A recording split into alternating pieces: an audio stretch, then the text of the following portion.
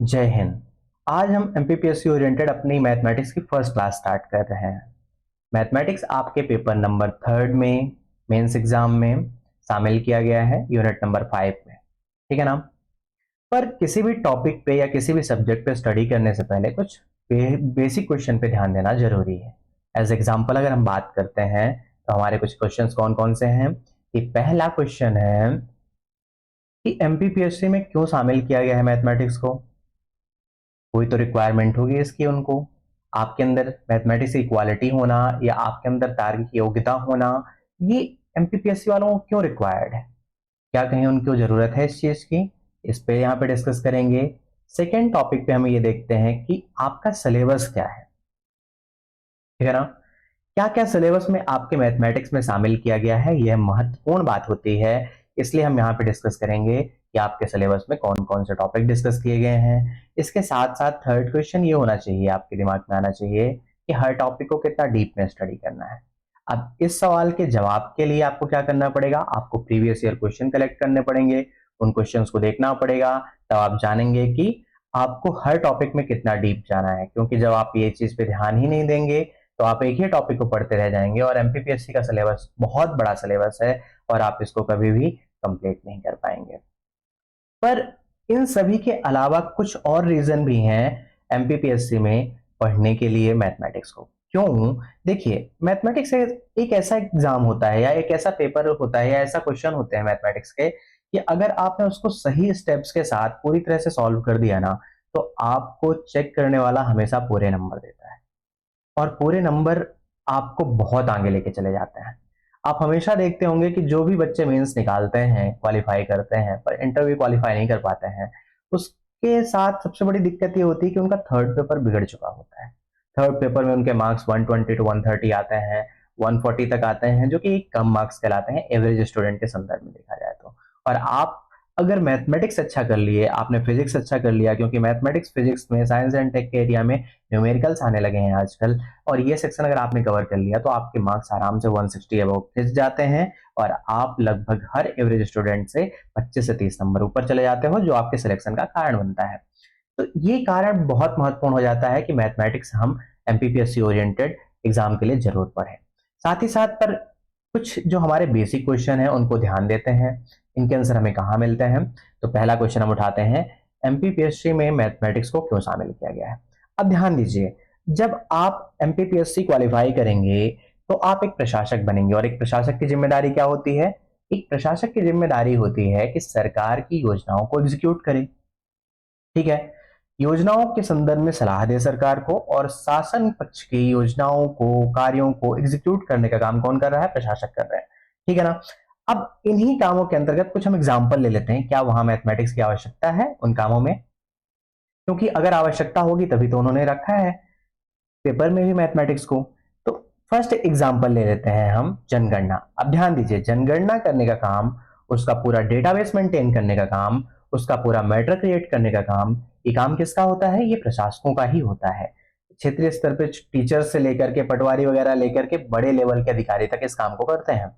और क्षेत्र विशेष से लेकर के जिला विशेष, संभाग विशेष, राज्य विशेष, और फिर पूरा का पूरा देश का डेटाबेस बनाया जाता है जनगणना के संदर्भ में। तो जनगणना एक बहुत बड़ा एक त्योहार टाइप का होता है, हर 10 साल बाद आता है, और जनगणना करने के लिए पूरा प्रशासनिक अमला लग जाता है। ठीक है ना। तो ये काम करने का कौन काम कर रहा है? प्रशासक कर रहे हैं। ठीक है ना, जो कि यहां से सेलेक्ट होके जा रहे हैं। तो देखते हैं, एक एग्जाम्पल को ही ले लेते हैं कि 2001 में मध्य प्रदेश की जनगणना थी 6 करोड़, 2011 में हो गई कितनी? 7.2 करोड़। अगर हम वृद्धि की बात करें तो वृद्धि कितनी हो गई? अगर हम आपसे पूछें कि वृद्धि कितनी हुई, तो आप बोलोगे कि वृद्धि हो गई 1.2 करोड़। लेकिन अगर हम आपसे यही एक सवाल करते हैं कि अगर वृद्धि 1.2 करोड़ है तो वृद्धि दर कितनी होगी? अब आप अगर डेटाबेस देखें, ना ही डेटाबेस देखें, तो आप अगर नोट्स में जहां जनगणना पढ़ते हैं या बुक्स में जिसमें जनगणना पढ़ते हैं ज्योग्राफी में, वहां देखें तो वहां आपका आंकड़ा आता है 20.3%, या इसे हम अप्रोक्सीमेट कह सकते हैं 20% वृद्धि दर। ठीक है ना। तो मध्य प्रदेश की वृद्धि दर 20% है। ये परसेंटेज का जो आंकड़ा है आपके सामने दिख रहा है, ये आंकड़ा आया कैसे? ये आंकड़ा आया प्रतिशत के माध्यम से, और निकाला किसने? तो निकाला प्रशासकों ने।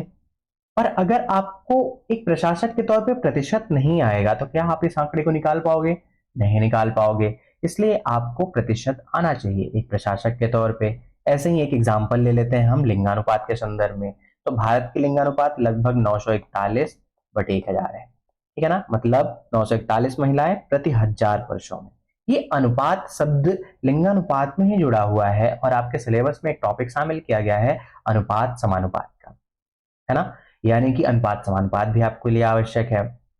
चलिए जनगणना हटा देते हैं, एक और एग्जाम्पल लेते हैं। नेक्स्ट एग्जाम्पल के अंतर्गत हम देखते हैं मतगणना। अब मतगणना के संदर्भ में अगर हम बात करें तो मतदान की हम बात कर लेते हैं। जब चुनाव होता है, मतदान होता है, तो पूरा प्रशासनिक अमला लग जाता है केवल एक टारगेट को, एक उद्देश्य को कंप्लीट करने के लिए कि शांतिपूर्ण ढंग से चुनाव कंप्लीट हो, मतगणना हो और नए आने वाले सत्ता पक्ष के चुनाव जो है वो एक पारदर्शिता के माध्यम से या पारदर्शी तरीके से हो, ठीक है ना। साथ में सभी वोटरों की गोपनीयता भी बरती जाए, ठीक है, शांति व्यवस्था को भी कायम किया जाए। तो मतगणना करने का काम कौन कर रहा है? मतगणना करने का काम प्रशासक कर रहे हैं। अब ध्यान दीजिए, जब 2019 का चुनाव हुआ लोकसभा का, तो बीजेपी को मिलने वाले वोट परसेंटेज लगभग 37% था। कांग्रेस को मिलने वाला वोट परसेंटेज एग्जैक्टली यहीं पे 19% के आसपास था। लगभग है डेटा, ये एग्जैक्टली नहीं, पर ये जो प्रतिशत के आंकड़े आए, ये आंकड़े निकालने वाले कौन? प्रशासक। तो उन्हें ये चीजें बननी जरूरी है। एज एग्जाम्पल अगर हम एक और देख लेते हैं सर्वेक्षण के संदर्भ में, तो अभी मात्र मृत्यु दर के आंकड़े आए हैं। ये आंकड़े हैं सैंपल रजिस्ट्रेशन सिस्टम यानी कि SRS के आंकड़े हैं। ये आंकड़े सही हैं, सटीक हैं और आप इनको सामाजिक क्षेत्र वाले जो आपके टॉपिक हैं वहां पे यूज कर सकते हैं। पर ध्यान दीजिए कि भारत में मातृ मृत्यु दर वर्तमान में चल रही है 103, जबकि एमपी में चल रही है 163।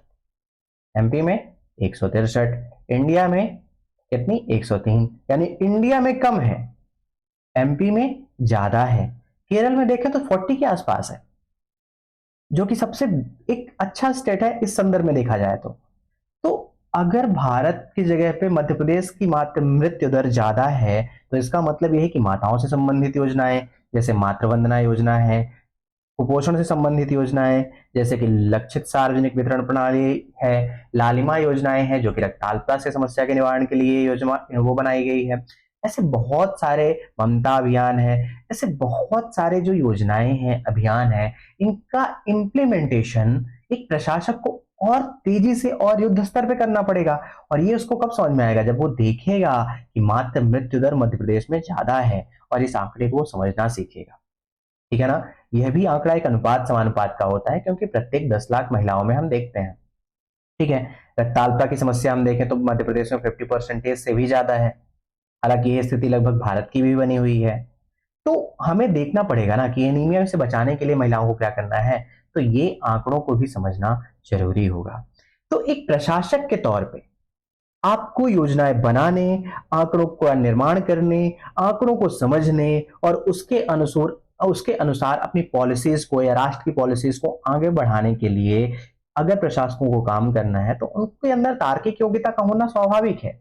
और अगर ये योग्यता नहीं होगी तो आप भले एक प्रशासक बन जाए, आप बन सकते हैं, ऐसा मैं नहीं कहूंगा कि आप नहीं बन सकते हैं, पर आप एक योग्य प्रशासक नहीं बन पाएंगे। हो सकता है आप कर्मनिष्ठ भी हों, लेकिन कभी कभी आप आंकड़े ही नहीं समझ पाएंगे और उन आंकड़ों को जब आप समझ नहीं पाएंगे तो आप चाह के भी अपने काम को सही तरीके से एग्जीक्यूट नहीं कर पाएंगे।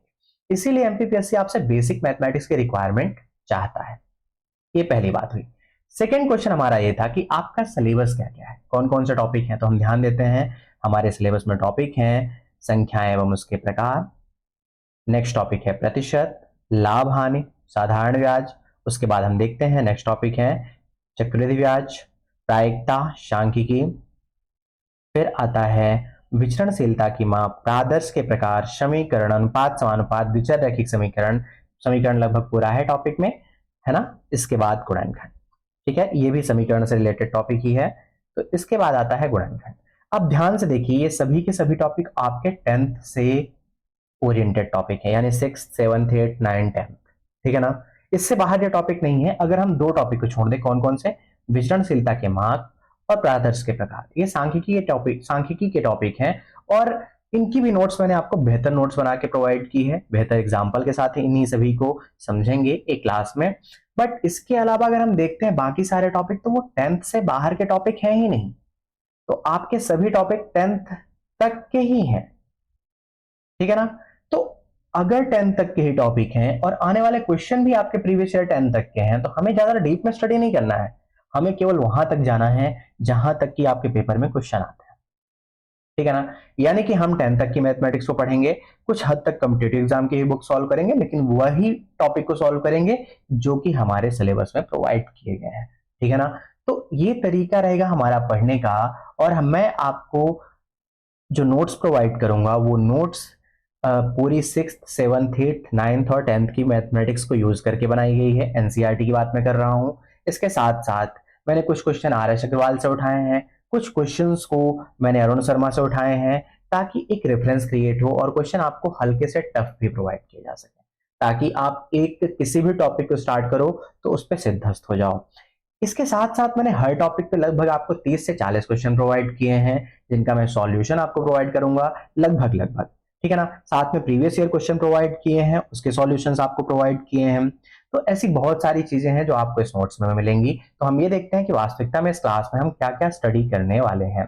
चलिए, तो इस क्लास में हम देखते हैं कि हम क्या क्या चीजें मिल सकती हैं या क्या क्या अध्ययन करेंगे। तो इस क्लास के माध्यम से मिलने वाली चीज, फर्स्ट टीचिंग क्लास, ऑब्वियस सी बात है, जब क्लास ही में बना रहा हूं तो टीचिंग तो कंप्लीट करूंगा, ठीक है ना। इसके साथ साथ आपको नोट्स प्रोवाइड किए जाएंगे, आपको आपके टॉपिक ओरिएंटेड सभी नोट्स प्रोवाइड की जाएंगी, आपको सॉल्यूशन प्रोवाइड किया जाएगा, आपको क्वेश्चन बैंक भी प्रोवाइड किया जाएगा। इसके साथ में आपको आंसर राइटिंग का तरीका बताया जाएगा।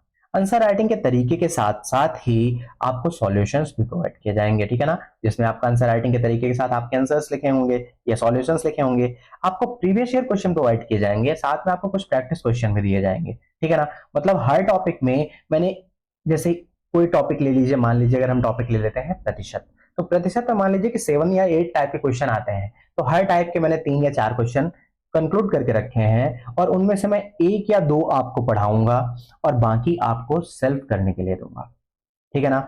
जब वो टॉपिक आपके कंप्लीट हो जाएंगे, तब आप अध्ययन करेंगे, जो प्रीवियस ईयर क्वेश्चन आए हैं उनको सॉल्व करने की कोशिश करेंगे। और अगर आप वो कर पाएंगे तो आप देखेंगे कि आपके अंदर एक आत्मविश्वास क्रिएट हो रहा है कि आपसे क्वेश्चन बन रहे हैं, और इस तरीके से आपकी मैथमेटिक्स अच्छी हो जाएगी और आपकी पढ़ाई अच्छी हो जाएगी एमपीपीएससी के लिए मैथमेटिक्स ओरिएंटेड, ठीक है ना। साथ में हमने सॉल्यूशंस, जो मैंने पहले भी कहा, आपको सॉल्यूशंस प्रोवाइड किए जाएंगे। हालांकि सभी सॉल्यूशंस नहीं प्रोवाइड किए जाएंगे, लेकिन मैक्सिमम सॉल्यूशंस आपको प्रोवाइड किए जाएंगे प्रत्येक नोट से, ठीक है ना। चलिए, ये था कि हमें कैसे स्टडी करना है, क्या स्टडी करना है, और हमें इस क्लास में क्या क्या मिलने वाला है। ये क्लास हमारी हो गई इंट्रोडक्शन की। नेक्स्ट क्लास में हम स्टार्ट करेंगे अपना फर्स्ट टॉपिक, जो कि है क्या, संख्याएं एवं उसके प्रकार, ठीक है ना। तो नेक्स्ट टॉपिक हम पढ़ना स्टार्ट करेंगे क्या, संख्याएं एवं उसके प्रकार। चलिए, धन्यवाद, जय हिंद।